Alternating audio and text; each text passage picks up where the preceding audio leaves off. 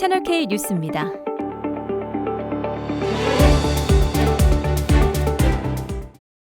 홍콩 한인회장배 테니스 대회가 4년 만에 다시 열렸습니다. 5월 1일 까오룽짜이 파크에서 홍콩 한인 테니스회 지역 클럽 소속 선수들이 근배, 은배, 동배, 챌린저 등 4개 부문에 참여해 열띤 경합을 벌였습니다. 이번 대회의 가장 큰 특징은 게임당 30분 룰이었습니다. 새로운 시간 규칙과 오랜만에 열린 대회 분위기로 참가자들은 긴장한 표정이 역력했는데요. 경기를 마치고 대부분 아쉬움 속에서도 즐거웠다는 목소리였습니다. 근배부 우승은 전임 테니스 회장인 이상률, 심상훈조가 우승을 차지했습니다. 해외에서 자란 한인 2, 3세들을 위한 네트워킹 자리가 홍콩 한인회 주최로 처음 열렸습니다. 지난 4일 저녁 침사추이에 위치한 한 식당에서 약 120여 명이 함께 했는데요. 한국어보다 영어가 더 익숙하거나 외국 국적을 소지한 한국인 그리고 다문화 가정에서 태어난 한인들을 위해 새로운 모임을 만들자는 목소리에 귀 기울여 만든 자리입니다. 조성건 한인 회장은 홍콩의 한인 사회가 더욱 다양한 인재를 통해 확대되길 바란다고 전했습니다. 홍콩 주민들은 오는 7월부터 자가용으로 마카오에 입경할 수 있을 전망입니다. 자동차를 통해 홍콩 주하이 마카오 대교를 건너 마카오에 입경해 광둥내 지역을 방문하는 게 가능해지는 건데요. 당국은 6월부터 본격적으로 운전자들의 신청을 받아 통행증을 발급할 계획입니다. 6월 첫 주 통행증 신청자는 200명으로 우선 제한하고 이후 300명으로 늘리는 등 점차 확대하기로 했습니다. 지금까지는 은행 보증서 제출 등 엄격한 심사를 거친 뒤에야 중국 본토 차량 번호판을 이중으로 발급받은 홍콩 차량만 선전 등을 거쳐 왕래가 가능했는데요. 존리 행정장관은 이를 계기로 홍콩 광둥 간 인적 교류가 활발해지고 경제 협력이 촉진될 것이라고 기대했습니다. 파저우 페리터미널과 홍콩 국제공항, 침사추이 차이나 페리터미널을 잇는 신규 노선이 생기면서 페리로 2시간이면 광저우에 닿을 수 있게 됐습니다. 파저우 터미널과 침사추이 터미널 노선은 지난달 14일부터 호평을 받으면서 시범 운항 중인데요. 파저우 터미널과 침사추이 홍콩 차이나 페리터미널 간 요금은 성인 기준 250 홍콩달러이고 홍콩 국제공항을 출발해 파저우 터미널로 가는 페리 요금은 성인 295 홍콩달러, 어린이 200 홍콩달러에 책정됐습니다. 비행기 연결편 이용을 위해 페리를 타는 승객의 경우 120 홍콩달러의 출국세가 면제됩니다. 또 중국 본토를 출발해 공항에 도착하는 승객은 입국 심사와 통관 절차를 별도로 밟지 않아도 됩니다. 존리 행정장관은 파저우 페리터미널이 홍콩 국제공항까지 연결되면서 대만구 지역의 개발과 경쟁력 향상에 큰 도움이 될 것이라며 항공 네트워크의 이점을 적극 활용해 홍콩의 각종 국제 행사가 보다 글로벌하게 성장할 수 있을 것으로 내다봤습니다. 지난달 마카오 카지노의 매출이 중국 관광객 유입에 힘입어 3년여 만에 최고치를 기록했습니다.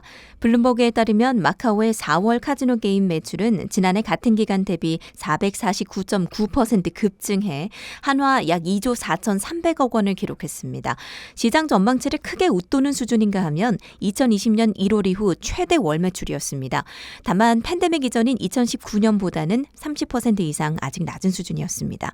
블룸버그가 실시한 설문 결과 전문가들은 마카오의 올해 카지노 매출이 2019년의 56% 수준을 회복한 후 다음 해에 71%가량 회복할 것으로 예상했습니다. 홍콩 금융관리국은 미 연준이 기준금리를 0.25%포인트 인상한 데 발맞춰 홍콩 역시 기준금리를 5.25%에서 5.5%로 즉시 인상한다고 발표했습니다. 홍콩이 미국을 따라 지난 14개월간 10회 연속 금리를 올리면서 기준금리는 2008년 1월 이후 15년 만에 최고 수준을 경신하고 있습니다. 최근 홍콩은 지난 1월 중국과의 국경 재개방과 소비 바우처 지원 정책에 힘입어 부동산 시장이 점차 탄력을 받기 시작했는데요. 1분기 경제 성장률 역시 2.7%를 기록하며 시장 전망치를 크게 상회했습니다. 시장은 이번 금리 인상이 이제 막 회복세로 돌아선 홍콩 경제의 발목을 잡지는 않을지 예의주시하고 있습니다. 홍콩에서 테난먼 민주화 시위 추모 촛불 집회가 4년 연속 차단될 전망입니다. 30년간 집회가 열려왔던 홍콩 빅토리아 공원, 올해는 공원의 절반가량이 유지 보수 공사를 위해 6월 말까지 폐쇄되는데요. 나머지 절반의 공간에 대해서는 친중단체인 홍콩 광둥 지역 단체 연합이 5월 30일부터 6월 7일까지 쇼핑 행사 개최를 신청해 놓은 상태입니다.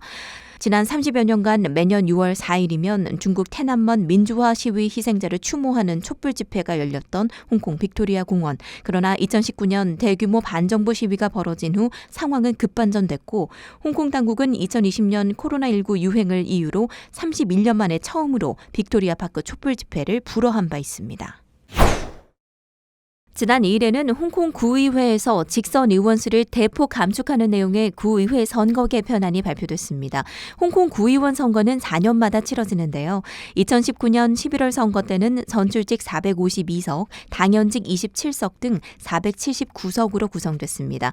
그러나 개편안은 선출직을 무려 88석으로 대폭 감축하고 대신 정부 임명직 179석, 친중진영 지역위원회 3곳이 선출하는 176석으로 구성됩니다. 또 27석은 지역 대표들이 의석을 채우게 됩니다. 이렇게 되면 전체 의석 중 약 19%만이 유권자에 의해 뽑히는 셈인데요.